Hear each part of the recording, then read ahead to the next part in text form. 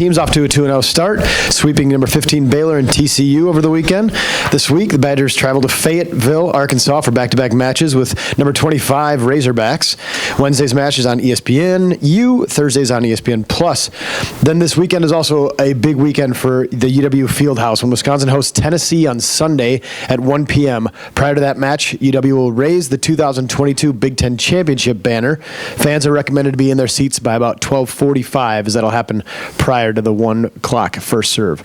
Coach, if you want to give us a recap of the weekend and what to look ahead for, that'd be great. Yeah, it's a thanks for being here.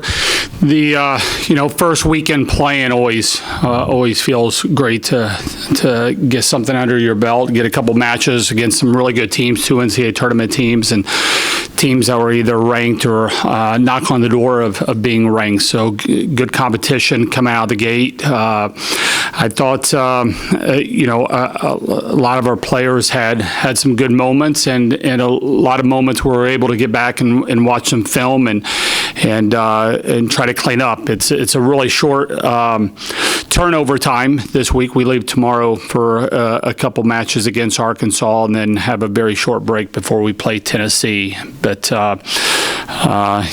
we'll take questions.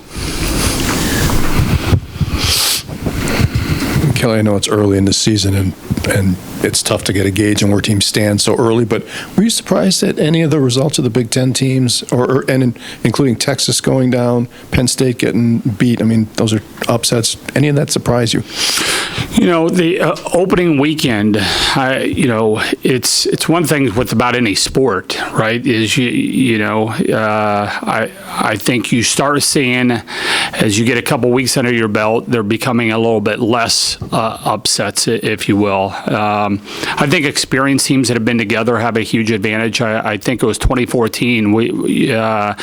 I think it was we just went to the championship game in, or maybe it was 15. I don't know. We came out of the gates and played a really good Western Kentucky team that stuck us at home in the season opener. And their style of play we weren't used to. They had a lot of people that had been together the year before. Teams that have been around together, I think, have a huge advantage. That's where sometimes transfers or young teams, or you're playing a team that is just so different than yours, that can be tough coming out of the gates. But yeah, there was a lot going on in our sport for sure in week 1. It's just a lot of what you'd consider probably upsets or that were happening this weekend.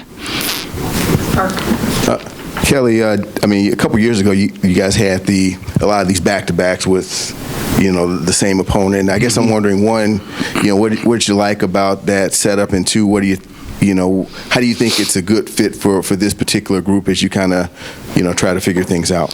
Yeah, it wasn't something that we went searching to do. We were fortunate that Arkansas was open to doing this. We couldn't find anybody to play this in week 2. I mean, we were struggling, and then we got locked in with them,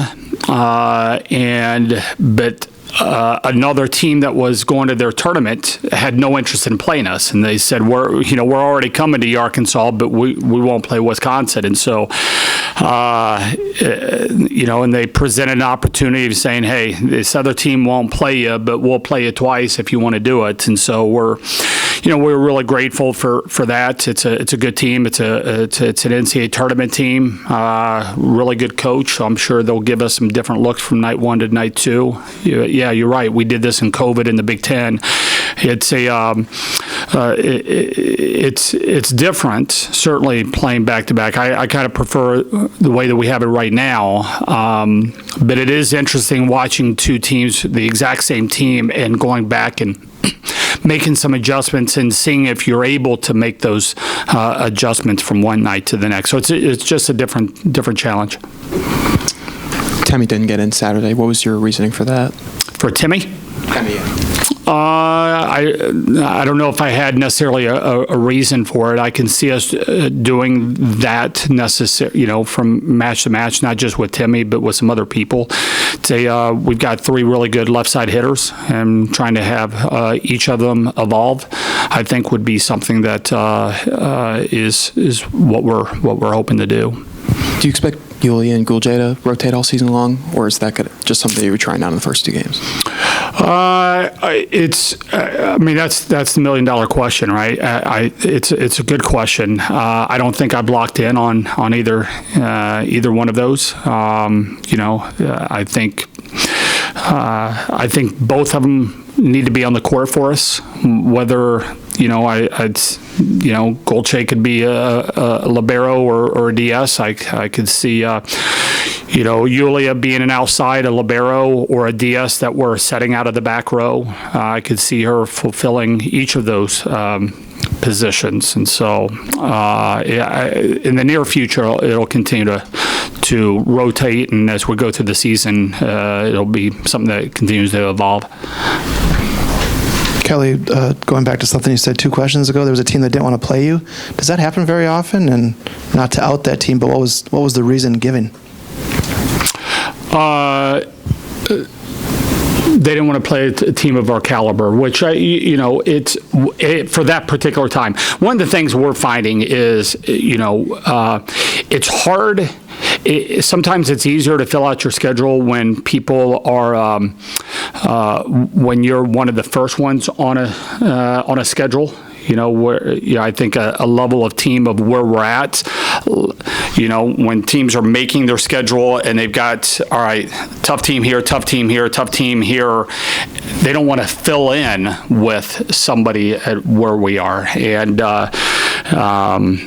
where maybe that same team, if we're one of the first ones on the schedule, they're fine with that because they can craft their schedule around that. And then you have differences with some people. We don't want to play 2 matches in one day. There's a ton of that happens in our sport. We just have chosen not to do that. And so that eliminates some teams right from the get-go of wanting to play us. So, yeah.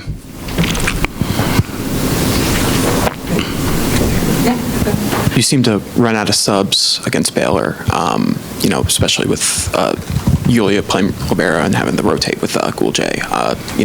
Is that something that's workable going forward? Something that maybe you could figure out a way to, I guess, keep the subs going longer, or is that something that was unavoidable in that scenario? Yeah, I guess the NCAA could give us unlimited subs like they do in some other sports. It's not something I'd be voting for, but they could do that. We actually didn't run out of subs at any point, I don't think, this past weekend, but we were getting pretty close. And so then you have some decisions to make, being able to not DS or not sub. But that's one of the things I like about our team is both of our middles that, Carter was a little high service errors, but her serves are really, really nasty. She just got us to get them in more frequently, and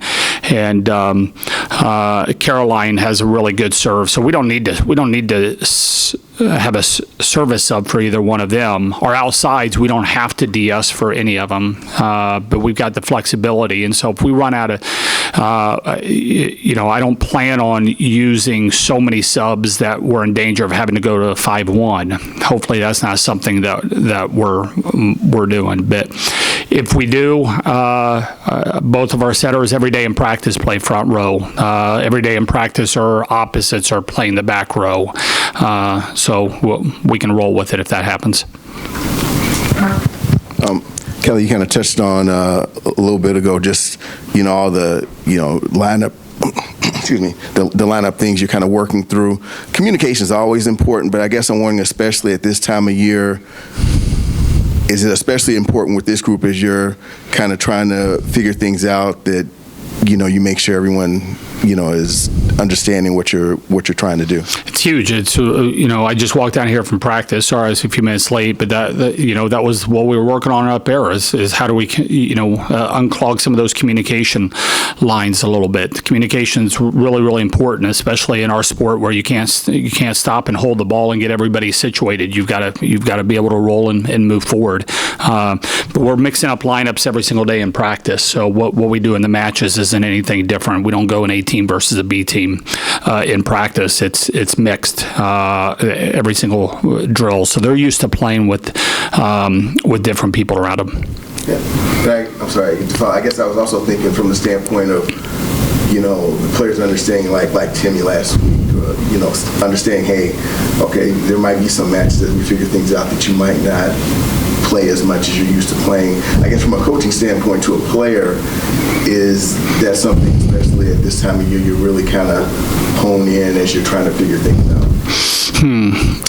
You mean, am I talking to somebody if they're not playing and giving them a reason or something like that? Yeah, I guess I'm just not necessarily explaining yourself, but just making sure that everyone understands, hey, this is what what you're going through, so to speak. Yeah, it's there's transparency is certainly what you're wanting to do. If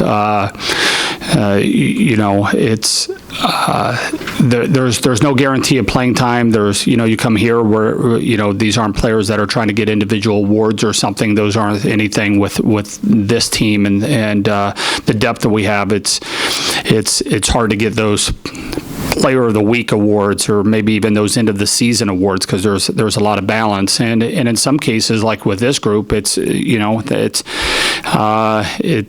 I don't really see anybody playing 6 rotations every single match of the year and but I think that we threw that out there at the very beginning of the year and then it's rolling with it. We're not going to micromanage every single week of telling people why they're in or why they're not in. I thought Timmy looking at her on the sideline, she was having a blast. There probably hasn't been too many matches where she's just been standing over there on the sideline with her teammates, but great teammate, and hopefully she was learning and be able to apply to this week like all of our players. With number 1 Texas losing and you guys obviously winning, that number 1 spot ranking will likely go to you guys. Is that something that you relish and welcome without getting too hung up in it? Just can you talk about that ranking? Yeah, we don't shy away from it. It's not something that we talk down. We don't talk up. We don't, quite frankly, don't care. Would I rather be 1 than 301? Absolutely. But it's, but I also remember the first time we ever got a number 1 ranking. It lasted for 48 hours before we got swept at home. And that can be a humbling. We were excited about it that first time because it never happened in program history. But it's, it's not something we shy away from. It's not something we get excited about. It's not something we talk down. It's the exact same thing of if we're unranked. It's the exact same thing if we become 25th or 10th or 2nd or 1st. It's never talked about, and not because it's taboo. It's just we don't care. It's a great question. I don't want you to think that there wasn't, but it's not something we've done this. We've been in that position before. What we try to get locked in, especially at this time of year, is our next opponent and getting better and putting our attention there rather than some of the other stuff. Thanks, Hess.